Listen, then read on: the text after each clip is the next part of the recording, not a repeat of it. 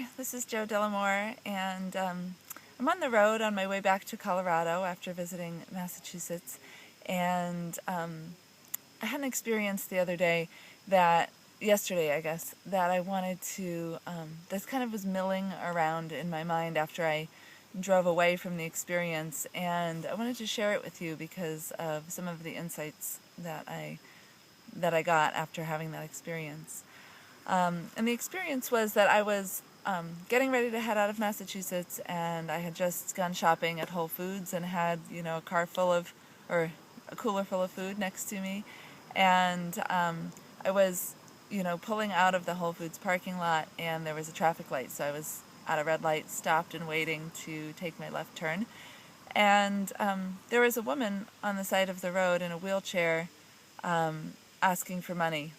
She had, a sign that said, "Disabled, need money." And she had a cloth in her hand and was wiping her face. It was really hot. She was out there in the sun, sitting, in traffic on the side of the road, asking for some support and some sustenance.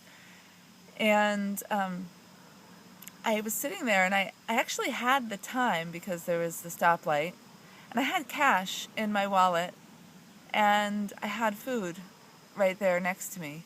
And I sat there and I hesitated, and I didn't know how to relate. I got kind of frozen in a second in that moment.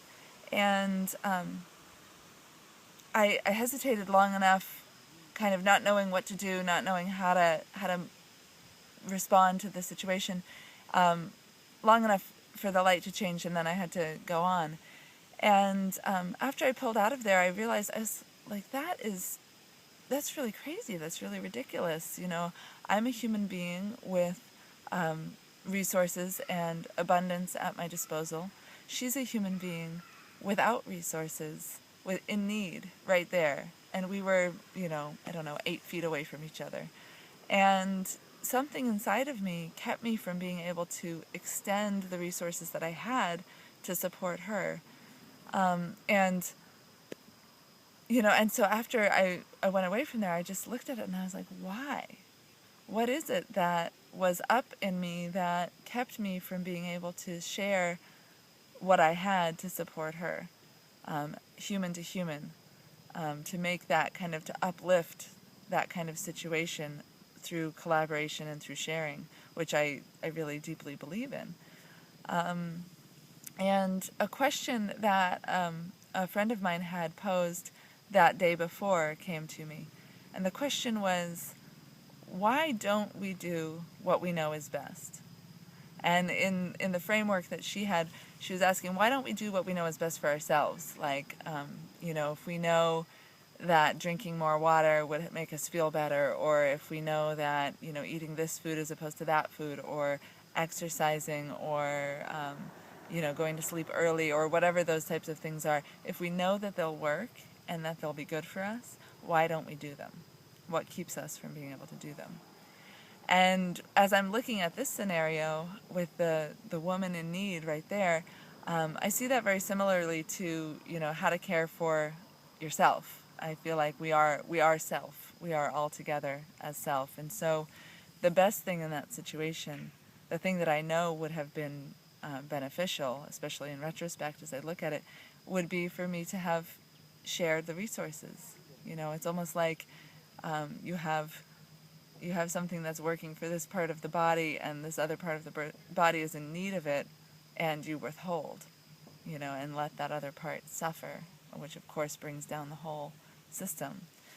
And so I was thinking about that. Why don't we do the things that we know are good, helpful, beneficial? And why didn't I do that in that moment?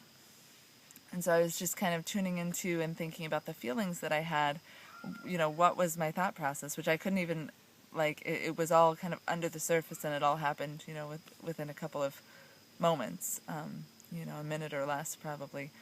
And one thing there was kind of confusion, or I didn't know what to do. I didn't know what to give her. I was actually thinking about it, and I was like, oh, what are the things that I bought that would be appropriate to give her, what's something that I could have access to and give her easily and quickly. While I was thinking about that, I, of course, overlooked that I could have just grabbed some cash and that would have been nice and easy. So there's kind of a confusion of like the mind gets involved and we don't know how to act. We don't know how to like take that step in that moment. Another was fear. There was some fear that came up in me of like, well, what does it mean and how is that interaction going to be? And, and again, these all happened kind of quickly, but I was just trying to dissect, what was it that made me not choose to share with her. And so there was an aspect of fear, an aspect of like, oh, I don't know, that's risky or something. And then the other piece that I think is just kind of the larger thing here is the momentum of the status quo. Like, I'm ready to go on my trip, I'm in my car, I'm waiting for the light, that's what I'm doing, I'm going. And this is a diversion, this is like outside of the status quo. And so when we look in our, put it back to a more personal choice, like what are we going to have for breakfast, or what time are we going to wake up, or, how do we interact with people, or any of the choices that we make in a day, we have kind of the status quo. We have the flow and the momentum, the inertia of what is and what has been, and what we're used to. And more often than not, we just go with that. The status quo just kind of drags us along, just pulls us, from moment to moment.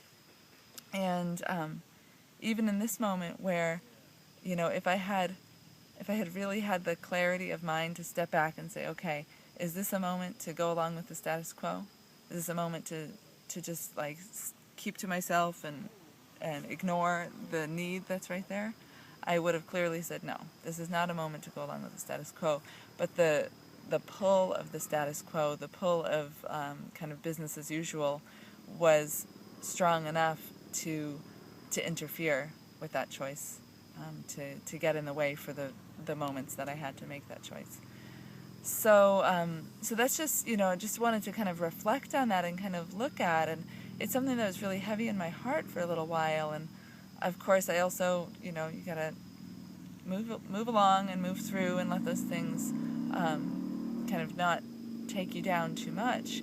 But also I think it's so good for us to open our hearts and to start feeling and recognizing those places where we may not be making the best choice for ourselves or for others or for, the collective, and begin to examine those places and begin to kind of grow our sense of what's okay, grow and stretch our sense of appropriate status quo, so we can start shifting the status quo in our lives, whether that's the way we, communicate and relate with people, or how we treat ourselves, what goes on inside of our heads, or, how we serve the world.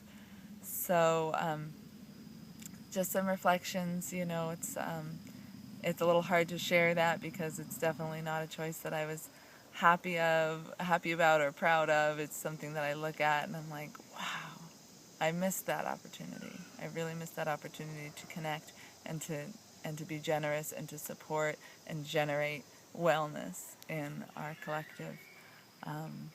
So just wanted to share that because I know we all have moments like that, and if we let that kind of be the norm, if we continue to do that without looking at it, then that's how we get stuck in these situations that we find ourselves in now, with inequality and disparity of wealth, and many, many people suffering needlessly.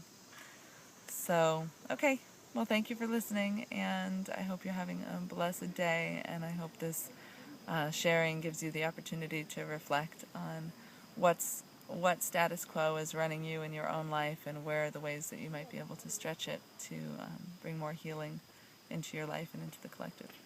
Okay, blessings.